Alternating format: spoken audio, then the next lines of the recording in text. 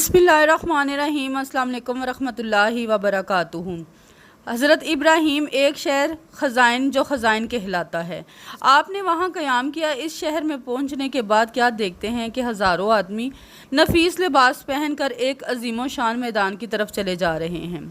हज़रत इब्राहीम ने देखकर वहाँ के लोगों से दरियाफ़्त किया कि तुम लोग सब के सब नफीस लिबास पहनकर कहाँ जा रहे हो।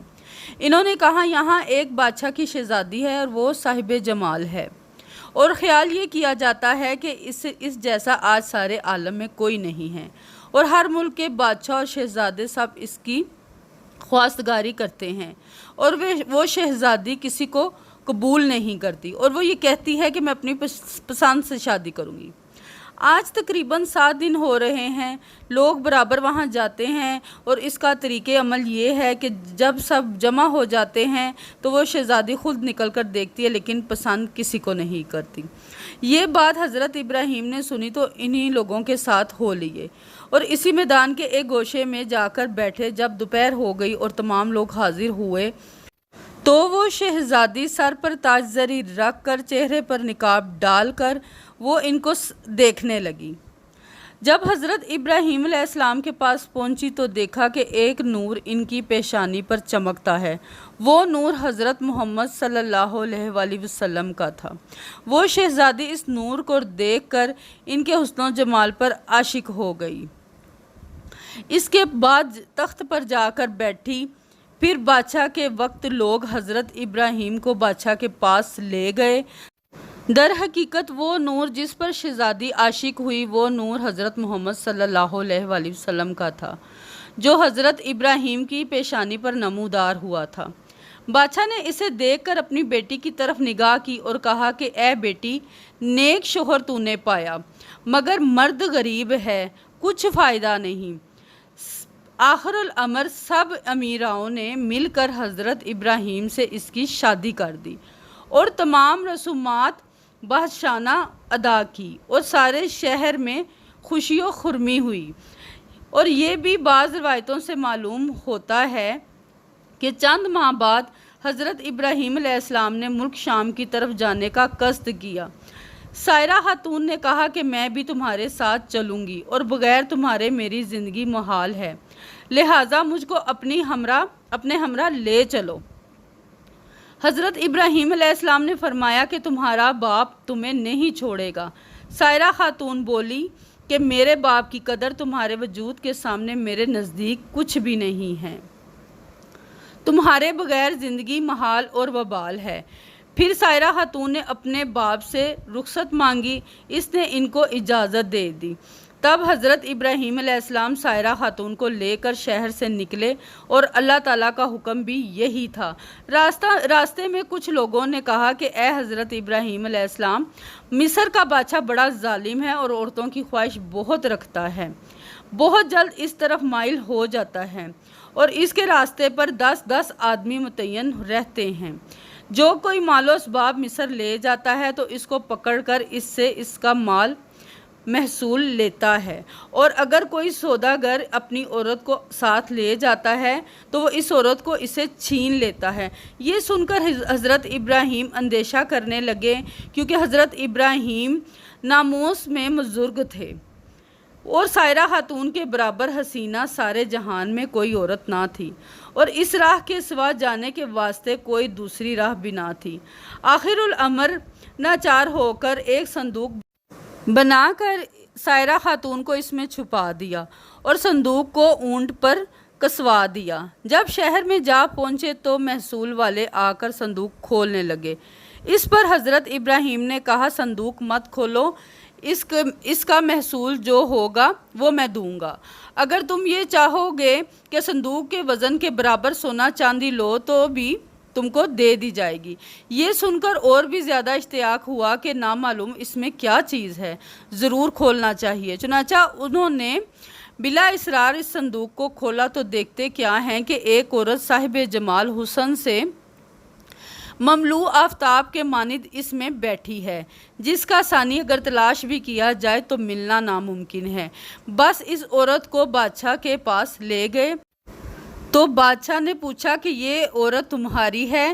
حضرت ابراہیم نے اس بادشاہ کو جواب دیا جو اسلامی جواب تھا۔ آپ نے فرمایا کہ یہ میری بہن ہے، اور بیوی کو بہن کہنا از روئے شریعت درست ہے۔ یہ جواب سن کر اس ملعون نے کہا تم اپنی بہن کو مجھے دے دو۔ تب حضرت نے فرمایا کہ وہ اپنی ذات کے مالک ہیں۔ سائرہ خاتون نے کہا معاذ اللہ، یعنی پناہ مانگتی ہوں میں اللہ تعالیٰ سے۔ وہ ملعون یہ سن کر ہنسا اور حکم کیا کہ ان کو حمام میں لے جاؤ اور نہلا دھلا اور کر لباس پہنا کر خوشبو سے معطر کر کے میرے پاس لے آؤ۔ بحکم اس ملعون کے ایسا ہی کیا گیا۔ جب وہ تمام کام سے فراغت پا چکی تو اس وقت اللہ تعالیٰ نے حضرت جبرائیل کو بھیجا کہ پردہ حضرت ابراہیم علیہ السلام کی آنکھوں کے سامنے اٹھا دیں تاکہ حضرت ابراہیم وہ تمام گفتگو جو ملعون حضرت سائرہ خاتون کے ساتھ کرے سن سکیں اور ان کے تمام حالات اپنی آنکھوں سے دیکھیں۔ جب جمال مبارک حضرت سائرہ خاتون کا اس ملعون نے دیکھا تو فوراً اس نے دست درازی کا قصد کیا۔ اس وقت اس کا ہاتھ شل اور خشک ہو گیا۔ پھر اس نے چاہا کہ بے ادبی کر لے، تب اللہ تعالیٰ کے حکم سے اپنے زانوں تک زمین میں دھنس گیا۔ جب اس کا کوئی بس نہ چل سکا تو فوراً کہنے لگا یہ عورت تو جادوگر ہے۔ حضرت سائرہ خاتون نے اس ملعون سے کہا اے بدبخت، میں جادوگر نہیں ہوں، لیکن خاوند میرا خداوند قدوس کا دوست ہے جو سب کی نگہبانی کرنے والا ہے، اور میرا خاوند خداوند کریم کی درگاہ میں دعا کرتا ہے تاکہ تو مجھے بے عزت نہ کر سکے۔ یہ سن کر اس نے توبہ کی۔ فی الفور ہاتھ اس کا درست ہو گیا اور زمین نے بھی اس کو چھوڑ دیا۔ پھر جب دوسری مرتبہ سائرہ خاتون کی طرف نگاہ بد سے دیکھا تو وہ اس وقت اندھا ہو گیا۔ تب اس ملعون نے کہا کہ اے بی بی معصوم، میرے حال پر دعا کر اور میں اس کام سے ہمیشہ کے لیے توبہ کرتا ہوں۔ جب آپ نے اللہ تعالیٰ سے دعا کی تو اس کے حکم سے اس کی آنکھیں اچھی ہو گئی۔ پھر جب سارے حالات ٹھیک ہو گئے تب اس نے کہا حضرت ابراہیم کو یہاں لاؤ۔ پھر اس کے بلانے پر حضرت ابراہیم وہاں تشریف لے گئے۔ وہ بادشاہ بولا اے ابراہیم، مجھے معاف کیجئے، میں نے آپ پر بڑا ظلم کیا ہے۔ حضرت ابراہیم نے اس بادشاہ سے کہا یہ میرے حکم سے نہیں، یہ سب خدا کے حکم سے ہوتا ہے۔ اسی وقت جبریل علیہ السلام نے آ کر فرمایا کہ اے ابراہیم، خدا نے تمہیں سلام کہا اور فرمایا ہے کہ جب تک یہ تمام ملک اور خزانہ اپنا تم کو نہ دے دے تم ہرگز اس سے راضی نہ ہونا۔ پھر حضرت ابراہیم نے اس بادشاہ سے یہ بات کہی کہ میرا رب ایسا فرماتا ہے۔ بادشاہ نے حضرت ابراہیم سے جب یہ باتیں سنتے ہی تمام سلطنت اور اپنا خزانہ حضرت ابراہیم کو دے دیا۔ یہ کیفیت ہونے پر پھر حضرت ابراہیم نے اس بادشاہ کے حال پر دعا کی اور اس نے دعا کی برکت سے صحت تندرستی پائی کہ حضرت ابراہیم نے اس مملکت کے 2 حصے کر کے آدھا حصہ جو جانب کنعان کے تھا آپ نے خود لے لیا اور باقی جو حصہ بچا اسی کو واپس کر دیا۔ پھر بادشاہ نے ایک صاحبزادی 2 شیزہ نیک روح خوبصورت صاحب جمال لا کر حضرت سائرہ خاتون سے کہا کہ اے نیک بدبخت بی بی، میں نے تمہاری بے حرمتی کی کوشش کی اور میں نے تم کو دے کر اندیشہ بد کیا، پس تمہارے عفو معاف کے شکرانہ میں یہ بی بی ہاجرہ کو تمہیں دیتا ہوں۔ حضرت ابراہیم سائرہ خاتون اور بی بی ہاجرہ کو لے کر کنعان کو چلے گئے۔ راستے میں حضرت سائرہ خاتون اپنا حال جو بادشاہ کے یہاں گزرا تھا وہ بیان کرنے لگی۔ حضرت ابراہیم علیہ السلام نے فرمایا اے سائرہ خاتون، تم خاطر جمع رکھو، اب کچھ اندیشہ مت کرو کہ اللہ تعالیٰ نے اپنے فضل و کرم سے ہماری آنکھوں کے سامنے سے پردہ غیب اٹھا دیا اور جو باتیں تجھ پر گزری تھی مجھ پر سب ظاہر ہو جاتی تھی، اور جو تم کرتی اور کہتی تھی سو وہ میں دیکھتا تھا اور برابر سنتا تھا۔ پھر اس کے بعد سائرہ خاتون نے بی بی ہاجرہ کو حضرت ابراہیم کی خدمت میں دے دیا۔ اگر آپ کو قصہ الانبیاء پسند آیا تو ضرور لائک اور شیئر کیجیے گا۔